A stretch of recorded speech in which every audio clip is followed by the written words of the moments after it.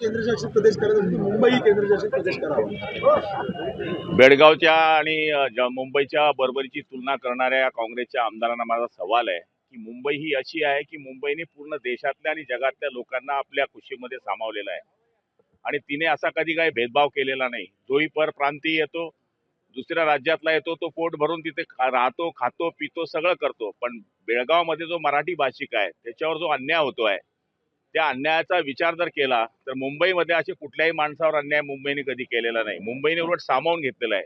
या बेअक्कल काँग्रेसच्या आमदारांना माझा सवाल आहे की जर तुम्ही एवढं या ठिकाणी मुंबईच्या बाबतीमध्ये काळजी करत असाल तर बेळगावच्या मराठी माणसांना जो अन्याय केला जातोय त्याच्याकरता त्या अन्यायाच्या विरुद्ध आम्हीच नव्हे तर सगळ्यांची ही मागणी आहे की बेळगाव हा केंद्रशासित प्रदेश झाला पाहिजे। मुंबईला तोडणाऱ्या बऱ्याच लोकांचे स्वप्न मागच्या काळामध्ये महाराष्ट्रीयन लोकांनी फेल केलेले आहे, त्यामुळे त्यांचे जे मुंगिरीलालचे हसीन स्वप्न आहेत ते कधीही सक्सेस होऊ शकत नाही। मुंबई ही महाराष्ट्राची आहे, महाराष्ट्राची असणार आणि देशाची ती आर्थिक राजधानी असणार आहे।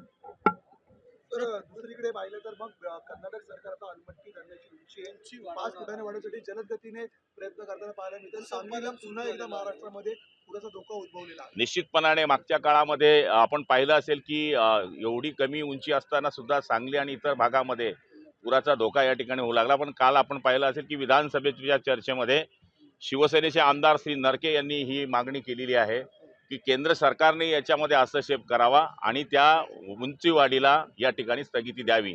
आणि आम्हाला खात्री आहे की या ठिकाणी आम्ही जी मागणी केलेली आहे केंद्र सरकार त्याच्यावर विचार करेल, कारण की कोणाची उंची वाढत असताना या ठिकाणी कोणाचं नुकसान होईल असे प्रकल्प होऊ शकत नाही।